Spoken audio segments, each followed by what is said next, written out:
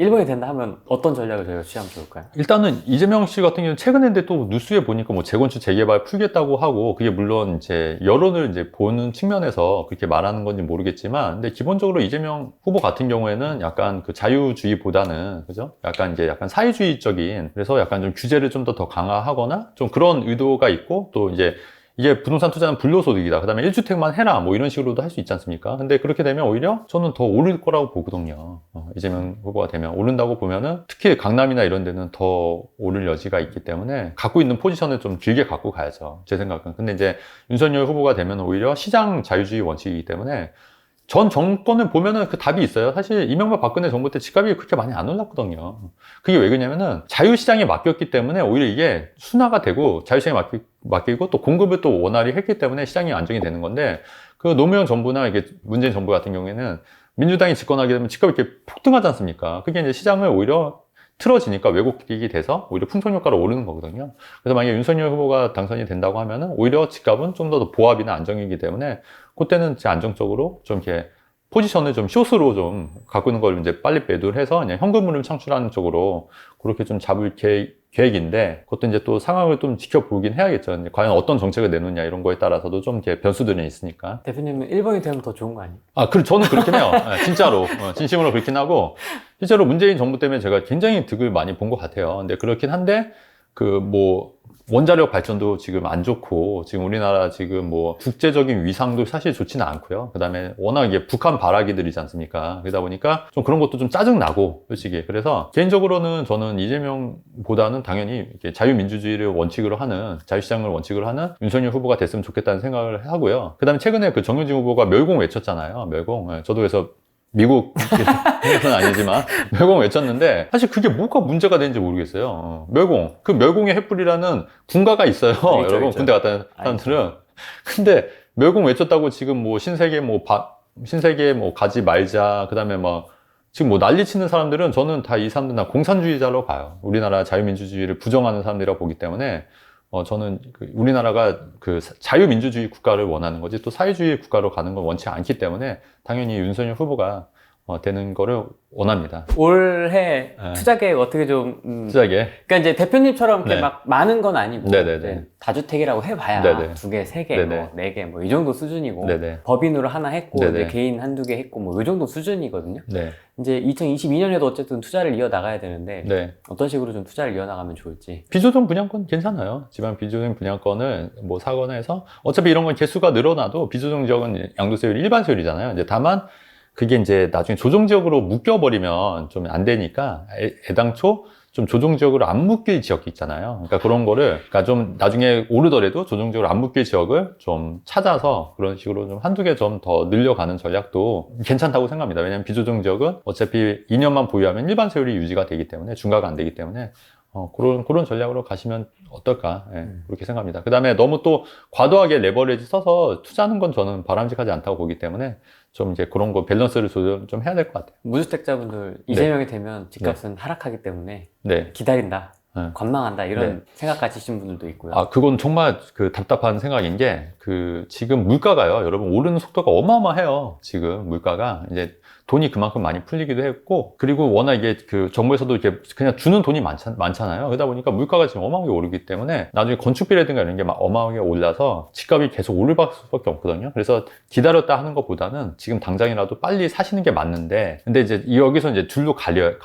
그러니까 청약 가점이 높으신 분들은 당연히 청약으로 가야죠. 근데 청약도 이제 서울만 노릴 게 아니라 좀 이렇게 좀 비경쟁률이 좀 떨어지지만 입지가 좋은 곳을 찾아서 수도권도 좀 눈여겨보셨는데, 수도권 하시면 당첨되신 분들 굉장히 많거든요. 저도 정말 많이 당첨을 시켜드렸거든요. 근데 그게 가능해요. 근데 사람들이 눈높이가 있어서 무조건 서울만 하다 보니까 안 되는 거예요. 그래서 이런 지역들을 노려서 청약을 노리시는 전략을 하고, 근데 가점이 높지도 않은데 이런 분들은 청약을 해도 안 되지 않습니까? 근데 이런 분들 빨리 방향을 틀어서 이제 뭐 아파트 전세 끼고 사시는 갭 투자를 하시든지, 아니면 제가 말씀드린 비조정 분양권을 좀 여러 채 사는 전략으로 가시든지, 뭐 이런 식으로 해서 자산을 불리는 전략으로 가야지, 마냥 기다렸다 사야지, 혹은 떨어지니까 좀 기다려 봐야지, 이런 거는 아닌 것 같다. 물론 이제 서울 수도권은 좀 고점을 지나서 좀 약간 변고점이 있다고 말씀드렸지만, 꼭 투자 목적으로 이런 데를 살 필요는 없잖아요. 그러니까 지금 이제 저평가 바닥에 깔려 있는 지역들도 있으니까 그런 데는 당장 사서 자산을 불리는 전략으로 가야 된다. 네, 이렇게 전략을 좀 말씀드리는 겁니다. 네. 아까 투자 얘기하실 때 신축 분양권 말씀하셨잖아요. 네, 네. 그러면 좀 우리가 눈여겨보면 좋을 만한 지역 같은 게 좀 있을까요? 천안 쪽도, 천안 쪽도. 왜냐면 천안이 그 의외로 그 지금 그 집값이 어떻게 됐냐면 천안 안 묶였어요? 천안이 안 묶인 적도 있어서 안 묶인 지역이 있어요. 안 묶인 지역이 있어요. 천안에서도. 천안에서도. 그러니까 같은 천안에서도 안 묶인 적이 있고, 그 다음에 그 평택까지 지금 집값이 많이 올랐어요. 네. 그리고 그 지제역까지 SRT로 수서역까지 거의 한 15분, 20분이면 가더라고요. 근데 천안 아산역까지 30분이면 가거든요. 깜짝 놀랐어요, 저도. 그러니까 천안 아산역이 그냥 거의 수도권이라고 보시면 돼요. 그래서 천안 아산역에서 이제 그 역세권 아파트도 많이 올랐지만, 그 천안 아산역을 반경으로 해서 차로 10분 거리 있지 않습니까? 그런 쪽에 또 잘 찾아보시면 또 틈새 시장이 있다고 저는 생각하기 때문에 그런 것도 좀 눈여겨보시면 괜찮을 것 같다는 생각이 들고, 현재로는 그렇습니다. 왜냐하면 천안 지역도 괜찮을 것 같고, 실제로 아산이라든가 이런 데도 지금 많이 오르고 있거든요. 아산탕정지구라든가. 네, 그런 데도 괜찮지만 또 이제 SRT로 연결이 되는 천안 지역도 좀 눈여겨보실 필요가 있다. 지금 깔려있는 분양권을 말씀하시는 거군요? 네네. 네, 그렇게.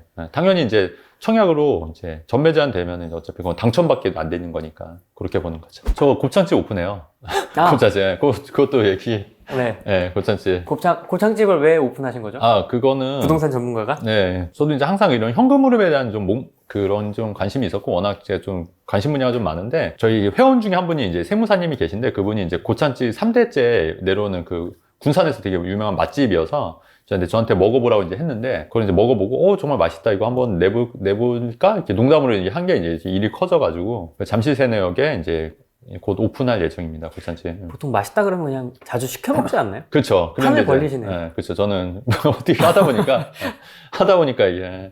그러니까 사업도 지금 뭐 건물주 마블도 지금 사업화해서 지금 그래도 꾸준히 나가고 있거든요. 안정화됐죠. 네, 안정화됐고. 그래서 근데 사업이 재밌는 것 같아요. 부동산 투자만큼 재밌는 것 같아요. 그러니까 예전에는 사업하고 싶어도 어떻게 해야 될지 몰라서 못했는데, 이게 부동산 투자랑 비슷한 것 같아요. 그러니까 부동산 투자도 잘 찾아보면 틈새를 찾아서 이게 투자하면 돈이 되듯이, 사업도 내가 잘 찾아보고 이거를 접목해서 연결해서 하면은 괜찮다는 생각이 들어서, 지금 요새는 좀 사업에 좀 더 재미를 느끼고 그쪽으로 좀 하고 있는 편이에요. 물론 이제 뒷바퀴 투자도 지금 계속 하고 있지만, 또 앞바퀴 굴리는 것도 열심히 하고 있습니다. 네. 앞바퀴가 엄청 커지신 것 같은데.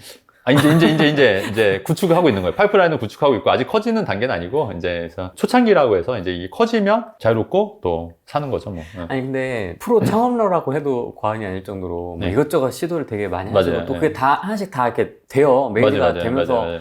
건물주 마블 같은 경우에도 네. 정말 우려가 컸었는데 맞아요.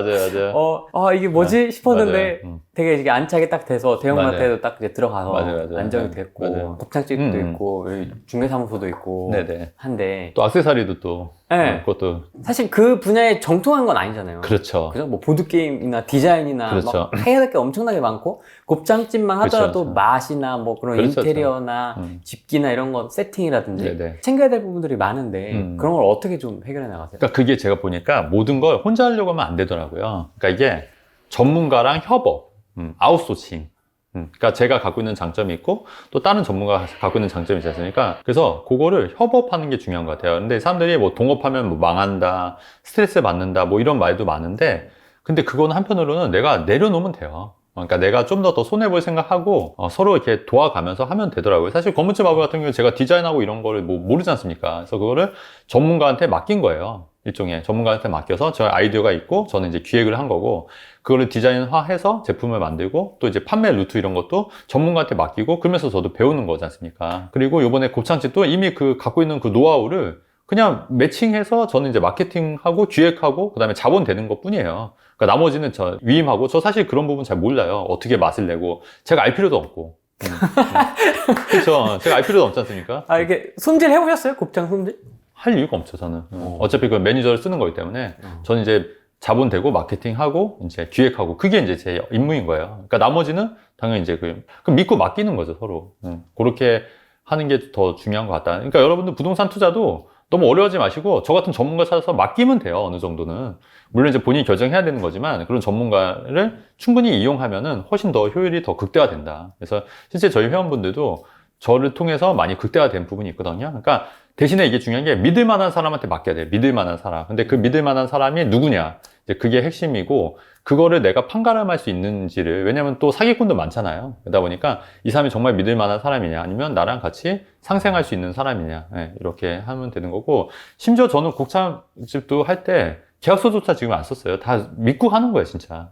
아, 지인이에요? 네, 그럼요. 네, 같이 하는 거기 때문에 저도 또 그 지인한테 엄청난 또 부동산 이제 도움을 좀 드린 부분도 있고, 그래서 서로 이제 서로 윈윈 하는 거고. 잘 되면 싸우고 안 되면 더 싸우고 그런 네, 거. 근데 이제 그럴 필요가 없는 게, 제 생각은 동업도요, 그 여유가 있으면 안 싸우게 돼요. 근데 여유가 없는 상태에서 이제 이게 좀 잘 안 되거나 잘 되면 서로 이제 뭐 짜증이 나고 하는 건데, 그러니까 이제 동업을 하려면 본인이 여유가 있는지, 마음 심적으로, 그 다음에 이제 금전적으로 여유가 있는지. 근데 그렇지 않은 상태에서 동업을 하면은 반드시 싸운다. 근데 그냥 내가 여유가, 아유, 그냥 뭐, 내가 좀 양보하지. 이런 마음으로 하면은 사실 싸울 일이 없지 않겠냐. 이렇게 생각하고, 건물주 마부도 사실 그랬거든요. 그래서 만들 때, 뭐 팔리면 그만, 안 팔리면 그만. 그 다음에 원하는 그 금액대로 제가 그냥 다 드렸고, 그러니까 그런 것도 없이. 그렇기 때문에 사실 이렇게. 근데 그런 관계도 뭐 더 오히려 더 좋아졌고. 그런 것 같아요. 제가 대표님 보면서 느낀 거는 네. 약간 그런 사람과의 관계를 되게 좀 잘 만들어낸다? 관계를 그쵸. 되게 유지를 잘 하신다? 약간 그런 느낌이 들더라고요. 그럼요. 그게 사실 전 재산이죠. 네, 재산이죠. 그리고 저희 회원분들도 그렇기 때문에 저한테 제가 이제 투자해서 잘 되고 했기 때문에 또 저한테 든든한 지원군이 되신 거거든요. 그리고 일종의 저도 먼저 도움을 드리면 또 제가 또 필요할 때 도움을 받는 거니까. 그래서 그런 관계가 중요한 거지. 사실 돈은 사실 크게 중요하지 않는다. 그리고 제가 항상 느끼는 게 내가 좀 손해보더라도 이게 손해보는 게 결코 아니더라. 내가 좀 손해를 보는 게 장기적으로는 나한테 큰 이득으로 돌아오기 때문에 저는 항상 손해를 좀 보려고 해요. 그러니까 누구를 만나더라도 내가 먼저 밥값을 내려고 하고 누구 먼저 차값을 내려고 하고 제가 항상 이제 좀 약간 손해를 조금씩 제가 보려고 하거든요. 근데 그게 어떻게 보면은 장기적으로 제가 더 잘 되기 위해서 하는 거니까 여러분들도 너무 손해 안 보려고 그런 것보다는 오히려 좀 손해 보는 연습을 좀 하시는 게 어떻겠냐 이렇게 생각합니다. 네, 근데 그런 인맥은 어디서 만날 수 있어요? 그런 이렇게 마음 맞는 인맥들을 되게 다양한 분야의 네네. 인맥들을 되게 잘 갖춰 네네. 잘 찾는 건지 어떻게 네네. 눈에 띄는 건지는 모르겠는데 네. 되게 이렇게 잘 붙는 것 같아요 그쵸. 대표님한테. 그러니까 그게 왜 그러냐면 일단은 저한테 무기가 있어서 그래요. 일단은 뭐냐면 저는 얘기를 들으면 바로바로 상담을 제가 부동산 상담을 즉석에 해드릴 수가 있잖아요. 그러면 이게 사실은 몇 억의 가치가 있을 수 있기 때문에 이런 얘기를 귀에 엄청 쫑긋하고 들을 수밖에 없거든요. 그럼 제가 이렇게 조언을 해줬는데 그게 또 잘 되면은 저한테 빚을 지신 거잖아요, 이분들이. 그럼 이분들이 빚을 져면 또 저한테 또 잘해줄 수밖에 없는 거지 않습니까? 그래서 본인들이 그런 인맥을 갖추려면 본인들이 그 약간 이렇게 정상에 오시면 돼요. 그러니까 정상에 오면 자연스럽게 사람들이 옵니다, 여러분. 그때 아, 나는 정상이다. 이거. 그 다음에 내가 사람들한테 도움을 줄 수 있는가, 어떤 도움을 줄 수 있는가. 그러니까 그런 자기만의 무기를 좀 만드시는 게 좋겠다. 그러니까 그 무기가 꼭 부동산 컨설팅이 아니더라도, 아니, 또 다양하잖아요. 어떤 분들은 진짜 뭐 이렇게 칭찬이 잘하시는 분 있잖아요. 그게 막 가식적인 게 아니라 진심으로 칭찬하시는 그런 사람들을 계속 만나고 싶잖아요. 그 다음에 어떤 분들은 이렇게 항상 이렇게 미소가 너무 좋아서 그런 것도 일종의 무기가 될 수 있는 거고, 또 어떤 분들은 이렇게 작은 선물 같은 거, 기프팅 것도 되게 자주 보내는 회원분들이 계시거든요. 근데 그런 분들도 제가 한 번 더 이렇게 생각하게 되는 계기가 되는 거잖아요. 아니면 뭐 때 되면 뭐 이렇게 생일 때 뭐 이렇게 챙겨주신다거나, 이런 것도 어떻게 보면 되게 작은 것 같지만, 그게 이렇게 쌓이면은 굉장히 그 사람과 관계가 돈독해지는 그런 거잖아요. 이게 큰 건 아니지만 그래도 마음의 표시니까. 근데 그런 걸로 해서 본인만의 무기를 키우는 게 중요한 거죠. 아, 쉽지 않은 한 해가 될 것 같습니다. 네네네. 2022년 누가 되든지 네. 간에 뭔가 아무튼 변화가 한번 우리 또 변화를 싫어하잖아요. 그쵸, 투자자들은 뭔가 이렇게 이벤트가 발생하는 걸 이렇게 좋아하진 않는데 끝으로 한마디 해주신다면. 네. 실제로 플레이TV 보시고 저한테 상담 받아서 오신 분들이 좀 몇 분 계세요. 근데 그분들이 정말 도움이 많이 되셨다고 저한테도 고마워하시고 플레이TV한테도 고마워하시고, 플레이TV만 잘 보고 또 거기에서 이제 검증된 전문가들 이렇게 얘기 듣고 본인과 또 성향이 맞는 전문가들 얘기를 잘 들어서 본인이 투자 판단하는 데 도움이 되시면 좋을 것 같고, 어쨌든 2022년도도 아시다시피 뭐 투자는 여러분 누가 해주는 건 아니에요. 각자 도생인 거고, 물론 여러 가지 조언들이 있는 거를 참고해서 여러분들이 결정을 하시는 거기 때문에 어쨌든 후레인TV를 통해서 여러분들의 올바른 투자 판단 결정 내리실 수 있도록 잘 하시면 좋을 것 같습니다. 그 안에서 저도 이제 일부가 돼서 좋은 정보를 전달하도록 노력하겠습니다. 고맙습니다. 네네. 안녕. 네.